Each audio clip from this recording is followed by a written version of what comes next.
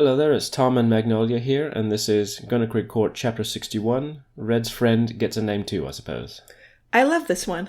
So this is a fairly short chapter that deals directly with the aftermath of the plan to rescue Jean. And it involves the Blue Fairy getting what she was promised, and also Annie getting called out a little bit. It seems like with Red, you let yourself go a little crazier with the expressions and stuff. I try to, yeah, and the fairies, but Red especially, are very different from all the other characters, which is why I really have a good time drawing them, and I think when they are in the comic, the readers tend to get a kick out of them. I've mentioned before that I try not to have them outstay their welcome, and so it's nice just to sprinkle them into the comic, for a bit of difference. And it's fun to just spend a bit of time with them, especially after the serious events in the previous two chapters. It's cute that the Blue Fairy got all dressed up for today. No, she didn't. She just fell into a planter. So, do you see these two as, romantically in love? Sure, why not? That's what I figured. Yeah. Since she does straight up say, I love you. Yeah, and, in this chapter, it's kind of about Red realizing that she wants to spend the rest of her life with her friend and that kind of stuff. This is one of my favorite pages, but I remember you expressing some concern that people might not know how to pronounce it, even though you have Red very clearly say how it's pronounced in those middle three panels there. Yeah, though I guess people were pretty much on board with it. And I did come up with a name in the same way that Red did, really. I just took the phrase, I love you, and just smeared it all together, eventually landing on Aielu. But I think it's funny just drawing how much of a mental block the fairies do when it comes to making up new names. And again, it just gives me an opportunity to draw Red making some weird expressions. And draw attention to the fact that even though Aielu is outwardly the more sensible of the two, she is just as weird as Red is. Yeah, I guess we can remember, even back at the beginning, even though she seemed to be more sensible, she was still the one who wanted to be Red's friend purely based on her hair, so. Yeah, and I showed that Red is pretty much on board with how weird that Aielu is. This part really stuck in my mind, and now whenever anyone, not that it happens that often, but now whenever anyone says something that they think is a secret or needs to be explained, but it was very obvious to me, I always think of Annie saying, yes, that does seem to be what happened.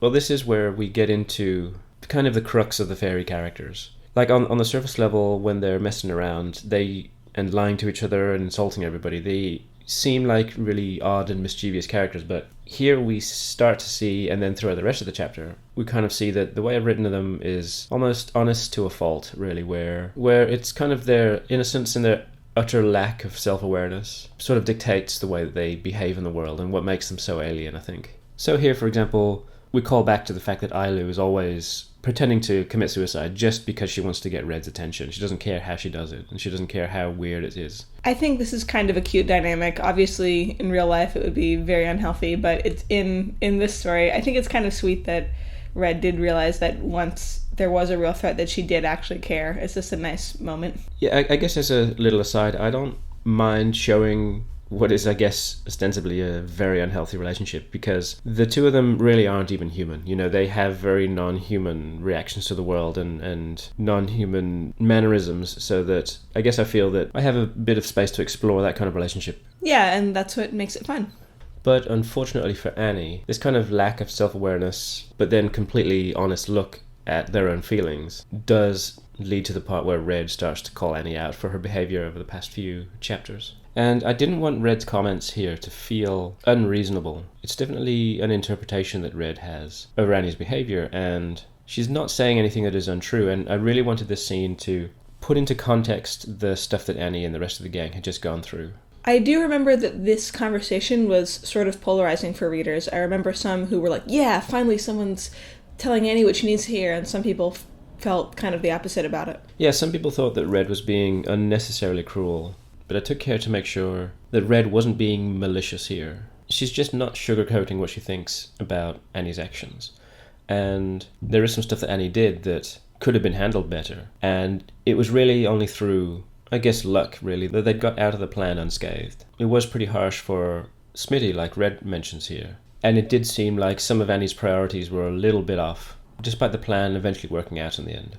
The part about the name is something that I can easily imagine Annie maybe not thinking about until after, I can just offer a name, that'll work, and then thinking, oh, wait a minute, maybe that was sort of manipulative on my part. Yeah, and really it was exactly what Annie's plan was. She recognized that Aielu had an ability that she needed to help finish her plan, And she realized that she could offer them something that had no value to herself in order to really put this girl at risk along with the rest of her friends during the plan that they were going to hatch. It's almost like a callback to when Red mentions that she was constantly thinking about Ayelu getting killed. What's happening here is that maybe Annie felt that she was pulling a fast one on these two by offering them something. But really, both Red and Ayelu have seen right through it. They know exactly what Annie was doing. It's just they're perfectly fine to accept what Annie was offering here. It's just that they are not hesitating to throw it back in her face. Because it was, in essence, a manipulative way of getting these people to help. Well, I'm glad this conversation happened because even though Ailu isn't really a main character, it does give consequence and to what happened to her, what could have happened to her anyway. And I think without this, it would have seemed a bit too casual about that happening. It's good to see that it matters that she almost died, you know? Yeah, and I mean, Annie and the fairies have kind of known each other for a few years now, and they are kind of on friendly acquaintance level, but they're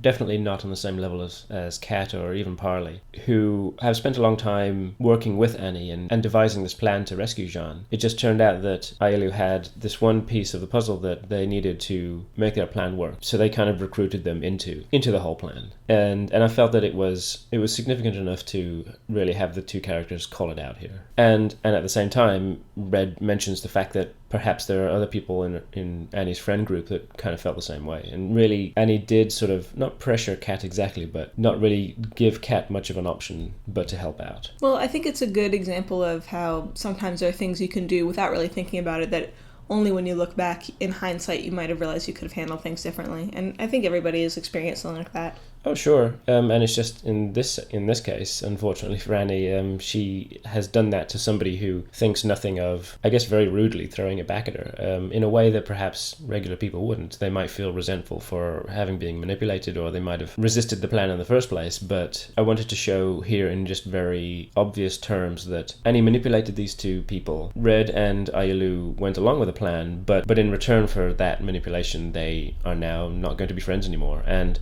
again, Red is not being malicious here, and neither is Ailu really. She's perfectly happy to go along with whatever Red is doing, but that does also mean that she's perfectly happy to exit the comic along with Red here, after Red makes it clear that she just doesn't want to hang around with somebody who would try and manipulate somebody in that way. And so I can perfectly see why some people would think that this is unnecessarily cruel on Red's part, but in the next chapter we will get to see Kat's side of the story, and this is really just one side of the story here. So this really is their exit from the comic then? Yep, it is. Aw. Well, good for them for sticking to their guns, I guess. And I guess I kind of like that too, that the world doesn't revolve around Annie and they're not required to forgive her. That's true. And at least they got what they wanted, and they can continue with their life, I guess. And this bonus page directly deals with the fact that Red is wearing basically a Chinese communist outfit. And the reason why I chose it is not because I was making any particular comment, but because I wanted to show that now that Red is able to choose her own clothes and move away from the Gunnerkrigg uniform that they had by default, the piece of clothing that she did choose was the most shapeless and identityless outfit really that anybody could choose, really. And it's because it's not the outward look of the outfit that is what's important to the fairies. It's the fact that she owns it specifically, and that's what she's chosen to wear that is what's important to them. Was it sort of Ranma inspired at all? Because Ranma would wear clothes like that sometimes. Well, yeah, a little bit. It's a little bit like Ranma or Oolong from Dragon Ball. He wears the communist outfit too. I think it cuts an interesting figure, and I like the shape that it makes on Red. But other than that, I was trying to think of what is the most blandest that Red could have chosen. And with that, the chapter is over. So come back again for chapter 62, and then Coyote said, Bye!